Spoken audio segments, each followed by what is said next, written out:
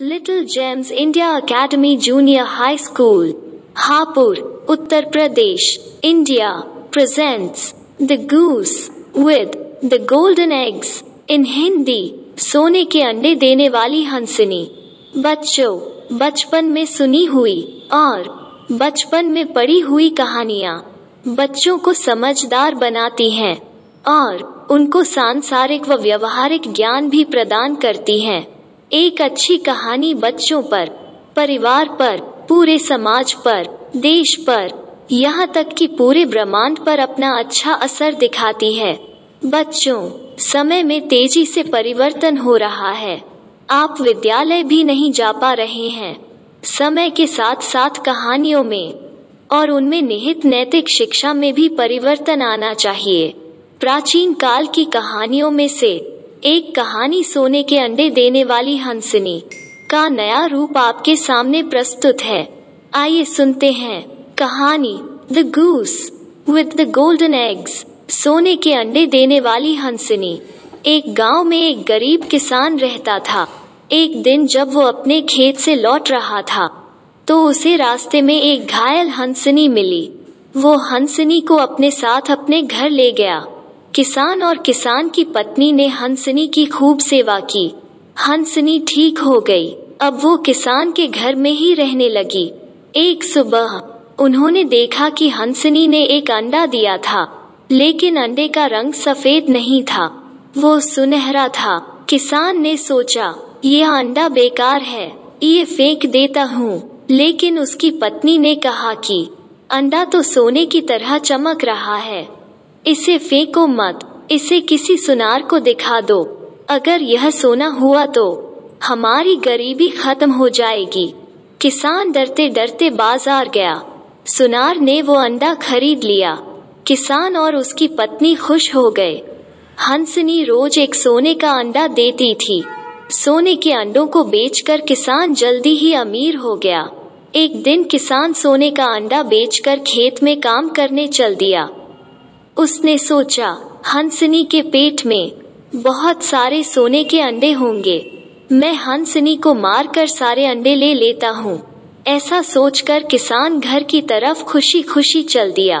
किसान की पत्नी ने जब किसान को घर लौटते देखा तो उसे आश्चर्य हुआ। उसने किसान से पूछा, आज आप खेत क्यों नहीं गए? किसान ने उत्तर दिया, आज मैं हंसनी को मारकर उसके पेट में से सारे सोने के अंडे निकाल कर बेच दूंगा। बहुत सारे पैसे मिलेंगे, फिर मुझे कभी खेती नहीं करनी पड़ेगी, कोई छोटा सा व्यापार कर लूंगा। किसान की पत्नी भौचक्की रह गई। किसान तो अपनी धुन में मस्त था। चाकू उठाया और चल दिया हंसनी को मारने। किसान की पत्नी समझदार थी।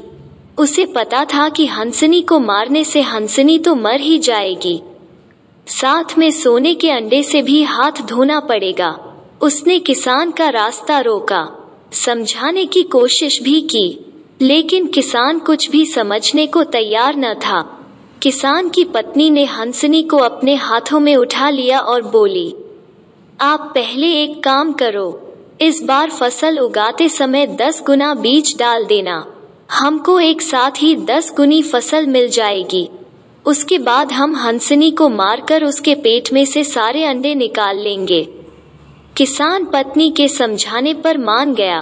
उसने सोचा, चलो 4 महीने में तो फसल तैयार हो ही जाएगी, उससे व्यापार कर लूंगा। हंसनी को बाद में मारकर सारे सोने के अंडे बेचकर एक शानदार मकान बनवा लूंगा। खेत में इतने सारे बीज डालते हुए देखकर पड़ोसी किसान ने उस किसान से पूछा, तुम क्या करना चाह रहे हो? किसान ने धीरे से कहा, मैं जमीन के अंदर से आने वाले अगले 10 सालों की फसल निकालना चाहता हूँ। पड़ोसी ने किसान को समझाया, फसल तो प्रकृति के नियम के अनुसार ही होगी, एक साथ 10 सालों की या 20 सालों की फसल प्राप्त नहीं की जा सकती। किसान तो मानने को तैयार ही न था। उसने सारे बीज बो दिए। फसल तैयार होने का समय आ गया। चारों ओर खेतों में फसल लहलहा रही थी, लेकिन किसान के खेत के सारे बीज खराब हो गए। क्योंकि बीजों को उगने के लिए पर्याप्त मात्रा में जगह ही नहीं मिली। किसान को अपनी सोच पर बहुत पछतावा हुआ। घर लौटते हुए उसने सोचा, जिस तरह जमीन में से आने वाले 10 सालों या 20 सालों की फसल एक साथ नहीं निकाल सकते, उसी तरह हंसनी के पेट में बहुत सारे अंडे नहीं हो सकते। हाँ, अगर मैं हंसनी को अच्छा खाना दूं, उसका ज्यादा ध्यान रखूं, तो शायद वो एक की जगह 2 या अधिक अंडे प्रतिदिन दे सकती है। घर पहुंचकर किसान ने अपनी पत्नी का धन्यवाद दिया, क्योंकि पत्नी ने ही उसे सही राह दिखाई थी। बस बच्चों, किसान और उसकी पत्नी ने हंसनी का ज्यादा ध्यान रखना शुरू कर दिया। अब उसे कभी कभी एक की जगह ज्यादा अंडे मिलने लगे। बच्चों, अंडे बेचकर किसान अमीर हो गया। अमीर बनकर किसान को घमंड नहीं आया। अब वो गरीबों की मदद भी करने लगा। नैतिक शिक्षा 1। कुछ नया करने से पहले हमें उसके परिणाम के बारे में सोच लेना चाहिए और अपने मित्रों, परिवारजनों व बड़ों से भी राय ले लेनी चाहिए। 2.